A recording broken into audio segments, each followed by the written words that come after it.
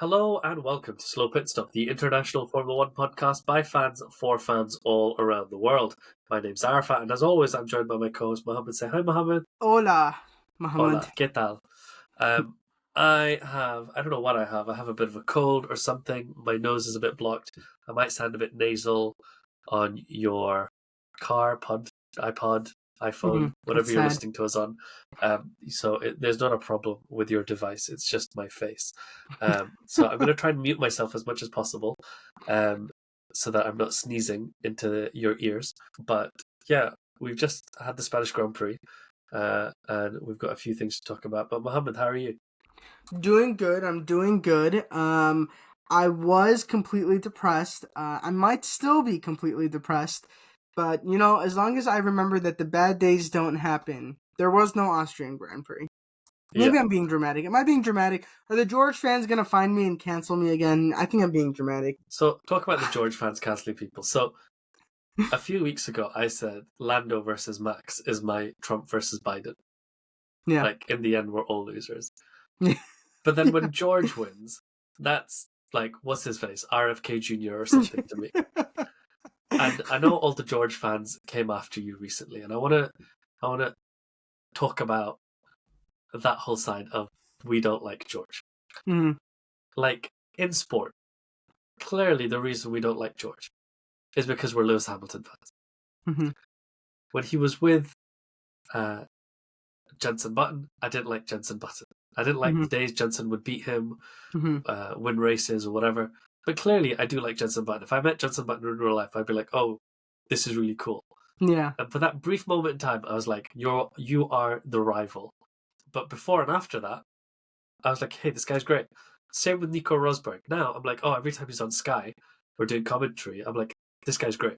Yeah. But while he was racing against Lewis, I was like, this is the enemy. I hate him. I hate everything about him. And it's the same with George. Like, when he was at Williams, really liked him. It was that whole underdog story with his PowerPoints and all of this. And I'm sure in the future, like the way I didn't like Vettel or whatever, and that's why I keep trying to reserve my judgment on Verstappen, because I'm like, I don't like him now, but who knows who he will be in 10 years. Same with George. I don't like him now, but clearly that's just from a sporting point of view. It's not personal. It's just like a sporting rivalry thing. It's the way like a Manchester United fan doesn't like Liverpool, but like clearly we don't actually wish any harm to George. So I might like him again in the future. But right now, the idea of him winning in a car when Lewis didn't get to win in that car, and I know there's circumstance, blah, blah, blah, but still, that was really upsetting. Like, when it happened 2 years ago in Brazil, you could be like, well, he got lucky, blah, blah, blah. Now that it's happened twice, he definitely got lucky. Let's be clear. Lucky today. He definitely got lucky. So in all of that, for the George Russell fans that obviously listen to this podcast, we don't personally hate George. It's like a sporting rivalry thing. We're just chatting nonsense, and his feelings aren't hurt. I checked with him because he obviously listens to the podcast frequently. His feelings aren't hurt, but I do really dislike him right now. And when he won, I was just like, this is the worst of all outcomes. Like, I've got to the point in life where I'm okay with Max winning. Like, I'm like, yeah, of course Max would win a race. Like, that's fine. Like, before Max would win, I'm like, oh. Whereas now I'm like, yeah, that's just standard. Like, the sky is blue, Max wins races, the end. So I don't mind. And before, I was like, Lando is my Trump. Yeah. Like, now, I've seen a lot of press stuff. He's got personality again. I think he's got this chip off his shoulder. Yes. Now that he's got that first win. So I'm like, yeah, I'd be really happy with the Lando win. A Piastri win I would love, Sainz, all these things. And instead, George won. And so I know the internet was really mad at you, Mohammed, because you were like, oh, I don't like George, I hate him, blah, blah, blah, blah, blah. And so we're trying to be really positive and kind. And Lewis, he was ever the great sportsman and he was clapping for George. Yeah. I'm not Lewis. Here's my list of things I hate about George. Number 1, this is my top 10 list, by the way. I wrote this down in anger. Number 1, I hate his floppy hair. What is this hairstyle? Like, I was recently in the Netherlands. Every young man there has the same hairstyle Max Verstappen has. Oh my God, really? Every young man in the UK has the broccoli hairstyle that Lando Norris has. What is going on with George Russell's head? Number 2, obsession with being topless. Why is he always topless? Have you seen his Instagram? Always topless. Like, get over yourself. Number 3, Why does he have pictures with himself and portraits of Margaret Thatcher? Like, talk about picking a bad guy. And just Boo. like, honestly. But side note, very excited that the Tories are about to like lose everything in the election. But yeah, Oh, are they? stop I didn't know posting that. pictures of yourself with Margaret Thatcher. Number 4. Oh yeah, this whole underdog thing at Williams. We all loved that. We thought he was great. But then I remembered. Remember Imola when he crashed into Bottas? Yeah, And he was like that was the at amazing Williams. sportsman where he went over to Bottas and slapped Yeah, him in the head. yeah. That's a good role model. Number 5, Yabba Dabba Doo. What is that? Number 6, he looks like Woody. Everybody calls him Woody. He looks like Woody. He's ruining Toy Story for me. Number 7, I was going to say he dresses like a Bond villain because I was looking through his Instagram this week. And then I realised he doesn't actually look like a Bond villain. He looks like the spoiled child of a Bond villain. You know, like the annoying, like entitled child. That's how he dresses. Number 8, he can't tell the difference between rain and his sweaty head. Number 9, I saw this written online. Someone else wrote this on Reddit, and I was like, this is perfect. Number 9, he's a Slytherin pretending to be a Gryffindor. And then number 10, his whiny team radios and being like, oh, can I be let ahead of Lewis? Oh, why did we do this? Why did we do that? It's like, just jump. Okay? Jump. Do what the team says. That's my list. There you go. I love it. 10 things How do we you love feel, about George Mohammed? Russell. I know. Yeah, I mean, it was pretty much devastating for me to watch George Russell win. It was, like you said, the worst case scenario. And you know, when I was at the Formula One race in Canada, I was sitting near all these Ferrari fans, and they were like, you know, obviously you want Lewis to win, but would you be happy if a Ferrari were to win? And I was like, of course I would be ecstatic if a Ferrari won. I want anyone to win except George Russell. And they thought that was so funny. They're like, even Max, you're okay with Max winning? And I was like, yes, believe it or not, I am okay with Max Verstappen winning races. I am not okay with George Russell winning races. It tears my heart in two. Yeah. And it's 100%. because he's in the same car as Lewis Hamilton, and for whatever the reason is performing better than him right now. Now, there's always caveats, as fans will find the caveats, okay? There's damage on his car. If there was no damage, we would have found something else.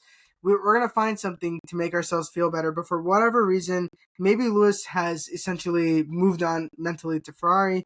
Maybe he's not getting the best of the upgrades. Maybe he has a different car. Maybe, yes, it was damaged. Whatever it is, he's not performing the same as George, and that makes me sad. But let me tell you this to the other Lewis Hamilton fans. I don't think this is indicative of who Lewis is.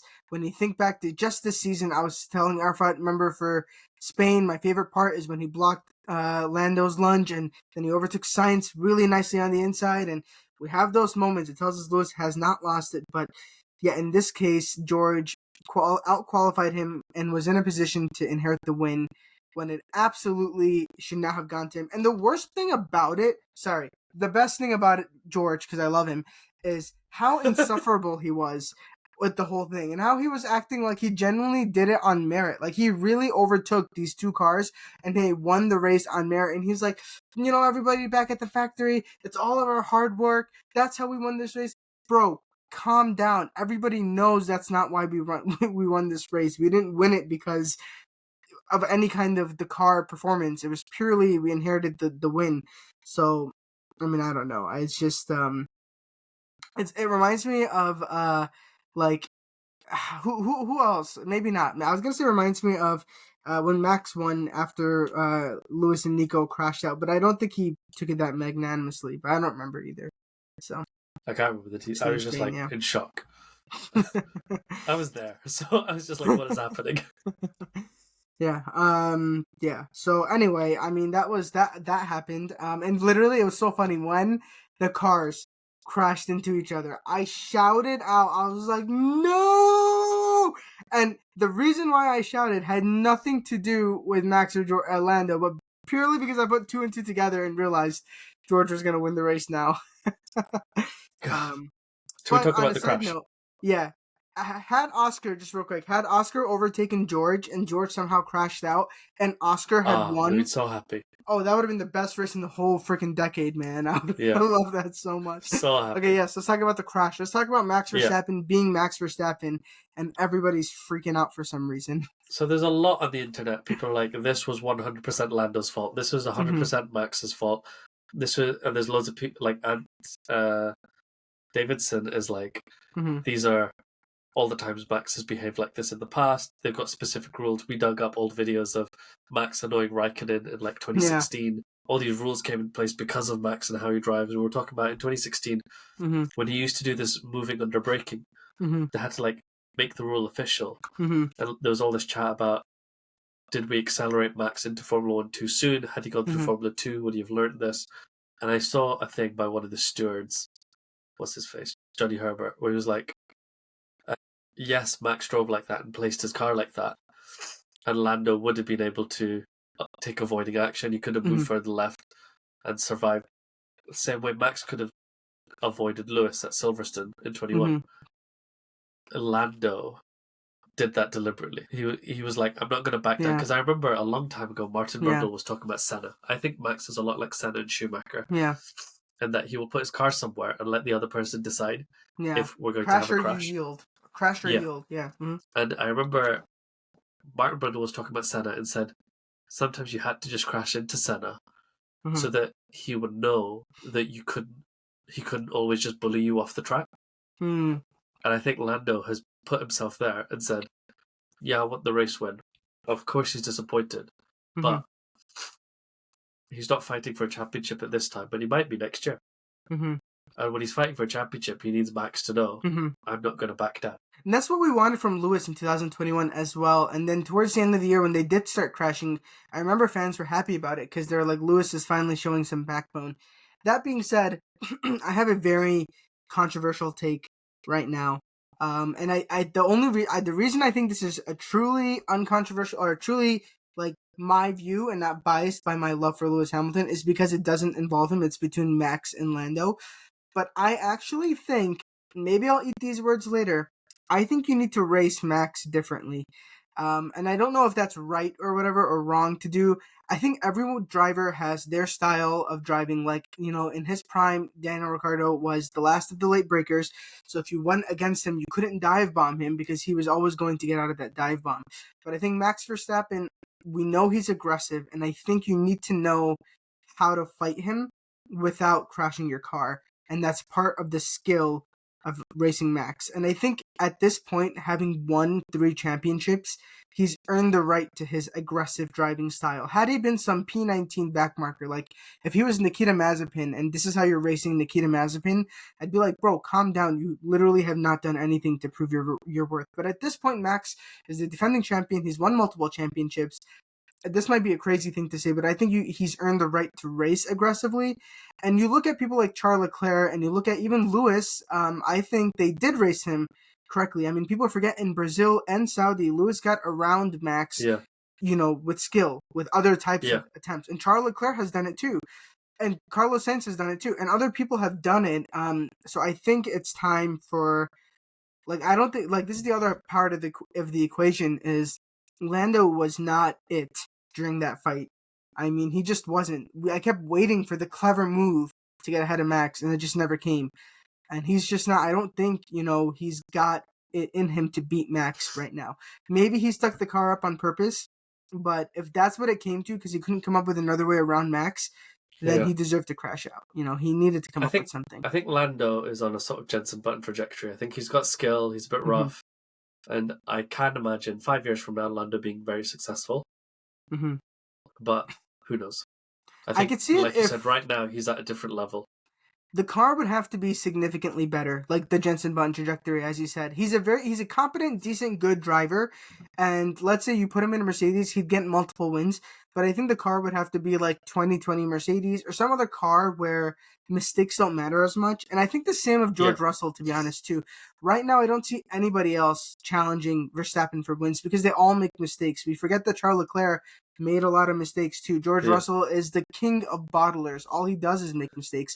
And I've seen now, too, that, I used to think maybe Lando could do it, honestly. I know you and Adam both had the opinion that it wasn't him for a while. After watching this race, I was like, I don't think it's him. I don't think he has it in him really to beat Verstappen. I think Fernando could do it, and I think Lewis could do it. And that's. But the thing about Lando is, it's the way I would say if you put Bottas suddenly into the best car, I don't think he's beating Verstappen. But Lando, I think he's getting better year by year, and he may continue to not be as good as Verstappen.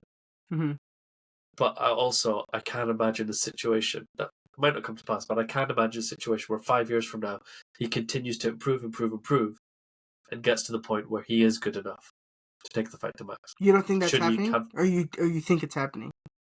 No, I think he's shown improvement year on year since he's come into F1. Yeah. And we don't know when he's going to plateau. Oh, so you don't think he hit the plateau yet? You don't think we've hit the window, so to speak? Yeah, I think he like this might be his peak. Okay. But he still has the potential to keep improving year by year, I think. You know, it's like really important to it's not important, but it is tricky to track it because nobody could have guessed when Daniel's peak was. And I think people thought the same thing about him. They thought he was going to get better and better and better and eventually win a championship. But clearly his peak was like end Red Bull, Renault era. I think I would argue his peak was Renault, honestly. The fact that he dragged that Renault onto podiums is like incredible. I'd argue that was his peak. But you're right. We don't know when the peak is going to come for any of them. Even Charles Leclerc could have hit his peak by now. We don't know.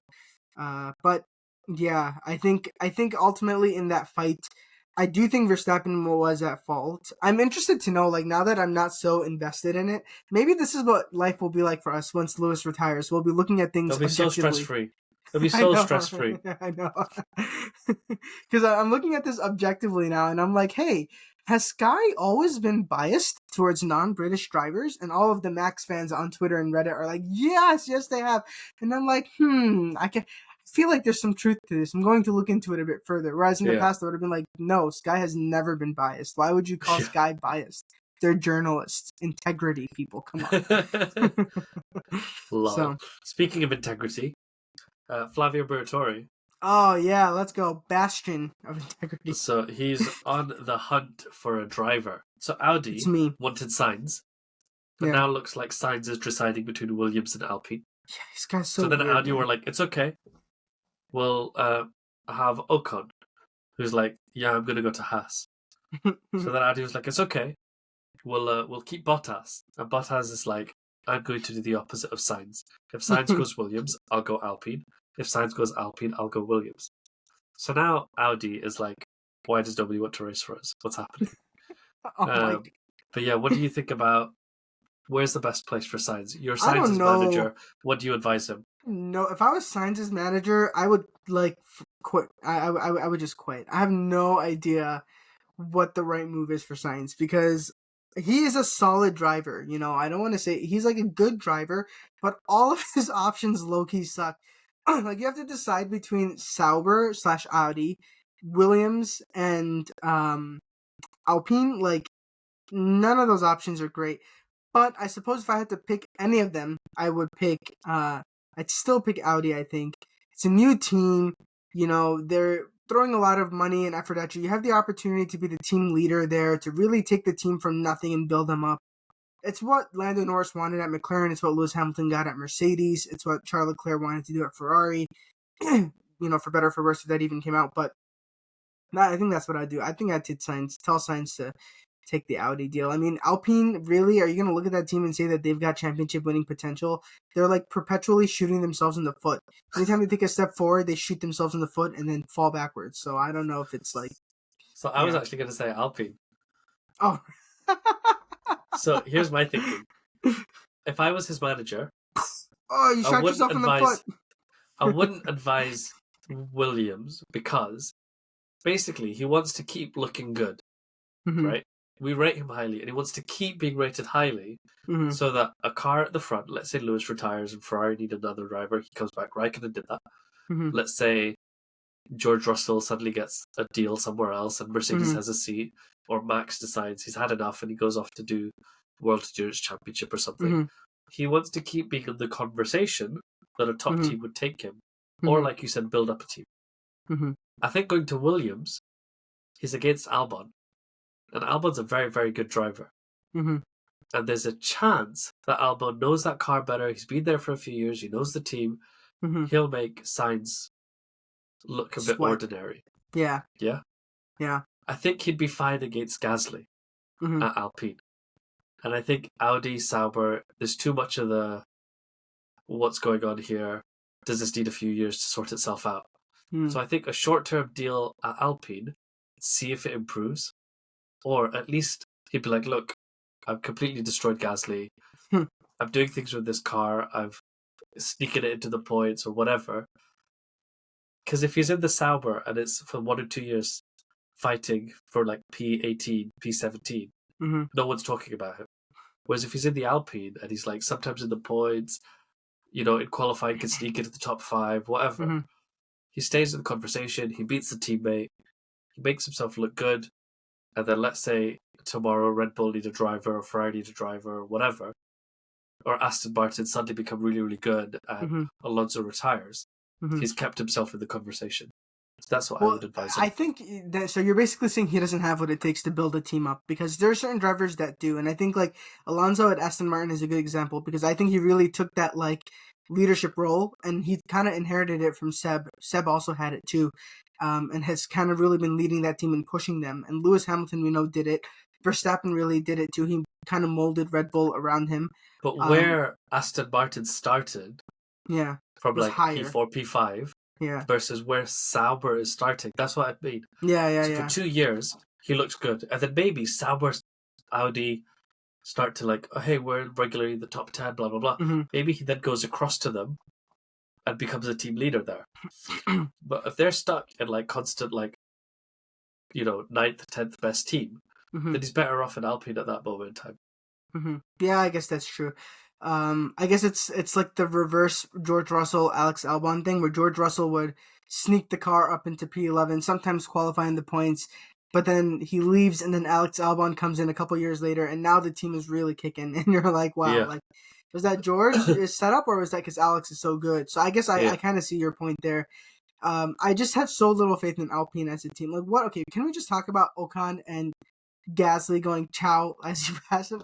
What is happening with these teammates? Like, this is insane. This is like, they hate each other, don't they? Or do they not hate each other? And this is just Ocon, classic Ocon terrorist stuff. So, I think Ocon is a bit aggressive. Yeah.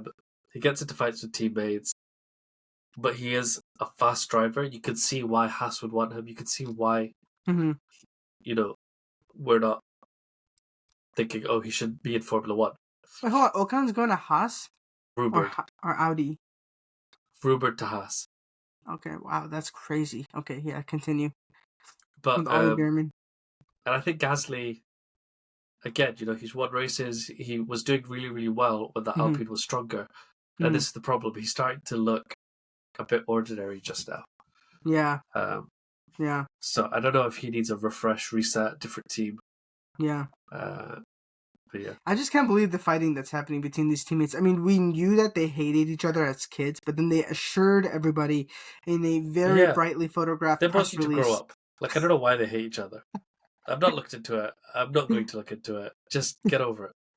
Yeah, it's something about like when they were karting, they got into a rivalry when they were in karting, but then like when they got to being adults, it was supposed to have been solved, but then they're on the same team and everyone's like, is it gonna come back up? But then last year they were like, nope, we're best friends. And then this year Ocon's like, I'm gonna crash into you at Monaco. Yeah. So I don't know. I don't know how we ramped up. But I think Ocon has kind of always been like that. Like the funniest moment of his entire career is him as a back marker crashing into Max, who's leading the race. That's the best moment of Ocon's entire career. Like, so that's who he is as a driver. Him and George would make the greatest pairing at Mercedes. Yeah, they just crash into each other all the time. A couple more things I want to talk about. I know we're going to keep this episode on the shorter side because we're already at Silverstone. Haas, both Haas drivers in the points. Oh yeah, they did well. I know, very, very crazy. Is it because the track suited them? Is it because they took advantage of two cars crashing out? Or is Haas enjoying its, its yearly mid-season revival where it gets some points, does well, then slinks back? I think it might. But whatever's happening, you're glad for them. You want to see close fighting. I don't care where they end up at the end of the year, but it's better than never ever scoring any points because that's dull. Yeah, who would do that? Kick Sauber. Are they the ones with no points? I forgot. Who has the... Yeah. Let's have a look. There's and I was going to look it up right now. It's definitely them. There's somebody has no... Does Williams have any points? No, it's who is it? Hey, where's Kick Sauber on this list? I don't even see them. They're at the bottom. They have 0 points. Williams have 2. Alpine have 9. Haas have 19. And Visa, Cash App, whatever, have 30. They are at the bottom. I have to keep scrolling. I haven't scrolled far enough. Yes, they've got 0 points. Come on, Kick Sauber. What are you guys doing? The team is falling apart. The drivers are falling apart. Bottas is happy to leave. Zhou Guanyu is stuck. Although I heard that his sponsors are trying to get him a seat somewhere else now. Maybe Williams. Yeah, we'll see. Don't know. We'll see what happens. Oh, that's the team that's going to become Audi? What? Kick Sauber? Yeah. Oh. Yeah, I completely take back everything I said. Carlos Sainz cannot go there. He cannot go there. Exactly. They're dead last. Their team is nothing.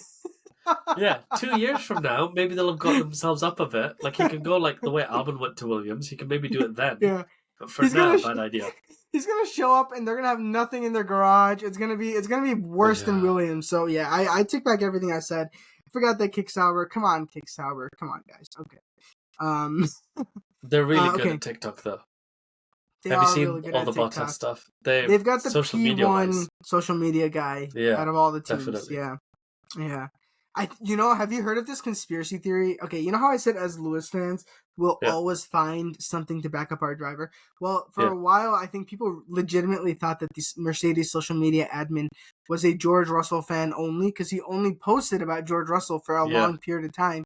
Yeah, and then it was almost like there was a switch, because then we started getting all this Lewis Hamilton content back, and and people are really trying to figure out whether, like, behind the scenes, a change was made to get it to be a little bit more equitable, or rather the admin just went online and said, "Oh, I guess I should post some more Lewis stuff." I don't know what it is, but it's funny. It's funny for me to think about it. Ferrari. Let's talk about Ferrari. So Carlos Sainz said, "We've brought upgrades. They've made us faster, but we're just not as fast as everyone else." Yeah. And the famous sentence in Formula One: "You never move backwards. You just don't move forwards as fast as your colleagues, as the other teams." What is happening with Ferrari? This is our future team. Fred Vasseur seems very calm about it. Okay. Fred Vasseur, rightly or wrongly, keeps trying to like calm this thing. When they have victories, he wants to be like, we don't want to celebrate it too much. When they have bad days, he's like, we don't want to beat ourselves up too much. It's all part of the process. We're going in a direction. Trust the process. Yeah. So